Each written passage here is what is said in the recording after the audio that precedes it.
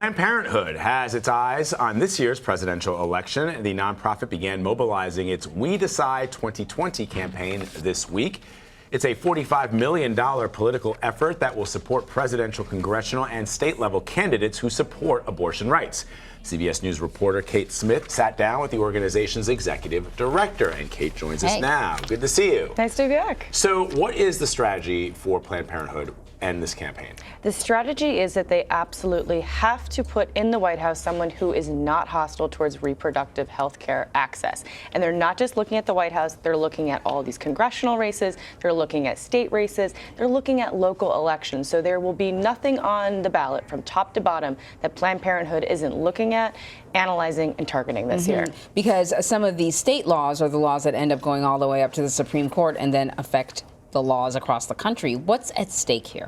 There's so much at stake here if you are an abortion rights activist. I mean, last year you saw an unprecedented number of abortion restrictions and bans across the country. You know, this isn't just the South and Midwest we're talking about. There, I think it was 38 different states introduced at least some of these restrictions. So they're really leaving no stone unturned. Every single state they're looking at, and how can they either, find candidates that are less hostile towards abortion rights, or in some cases, finding candidates that are particularly open to reproductive health.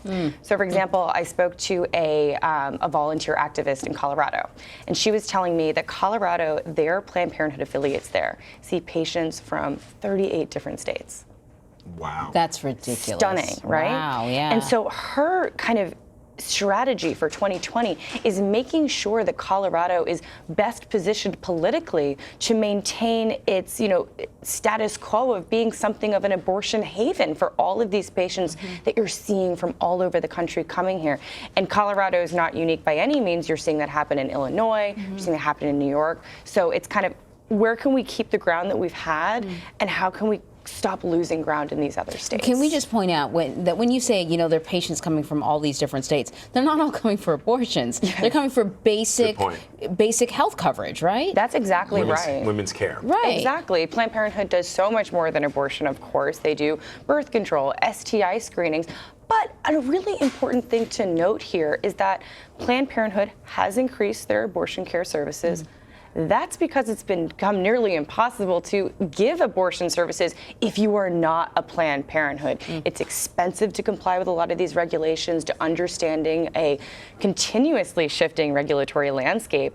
And Planned Parenthood is kind of one of the only people left standing that can do it. So that is a big thing that the anti-abortion activists have looked at. Why have abortions increased at Planned Parenthood? There's actually a very simple answer. Right. So the presidential candidates, at least the ones who are running for the Democratic nomination, traditionally Democrats are in favor of a woman's right to choose, but there must be some variations of their support and what they are for and what they're against. What do you know about that? So, Vlad, you would think that, but it's actually a very, very narrow field in terms of how these candidates are viewing reproductive healthcare access. So the two candidates that are no longer running, Harris and Booker, actually had some of the more unique ways of looking at reproductive healthcare access.